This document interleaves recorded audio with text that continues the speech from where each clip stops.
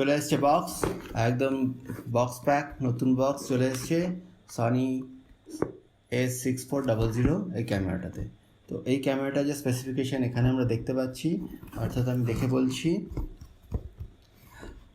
24.2 megapixel camera, এটা APS-C size sensor, 100 থেকে 32,000 ISO in general, আর 11 ফ্রেম পার সেকেন্ড ফটোশ্যুট হতে পারে।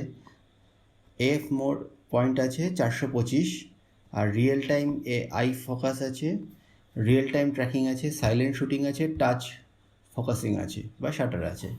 তো যাই হোক, শুরু করার আগে আমি বলে দিই, আজকে আমি যে ক্যামেরাটা পেয়ে গেছি সেই ক্যামেরাটা এই লকডাউনের মধ্যে আমার কাছে চলে এসেছে ন্যাশনাল ফটোগ্রাফিক্স থেকে, একদম কুরিয়ারের মাধ্যমে। এবং কলকাতায় সব থেকে কম দামে বা বেস্ট প্রাইসে যদি ক্যামেরা পেতে হয় অবশ্যই ন্যাশনাল ফটোগ্রাফিক্সে যেতে হবে। ডেসক্রিপশন লিঙ্কে দেওয়া রয়েছে, দেখে নিও। বিল, রেফারেন্স গাইডেন্স, ওয়ারেন্টি কার্ড, সনির যত লেন্স অ্যান্ড অ্যাক্সেসরিজ আছে ক্যামেরার, রয়েছে একটা সার্ভিস স্টেশনের ডিটেলস, আর এটা সেট আপ গাইড। এবার দেখা যাক ক্যামেরাটা কোথায়। Charger, wall mount charger, strap, camera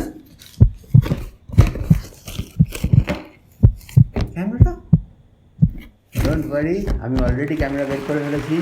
চলে এসছে ক্যামেরা A6400 এই ক্যামেরাটা আমার হাতে। আমি ভিডিও রেকর্ড করার আগে বা আনবক্সিং করার আগেই আমি ক্যামেরা খুলে ফেলেছি। আমি নিজের এক্সাইটমেন্ট ধরে রাখতে পারিনি, তাই খুলে ফেলেছি।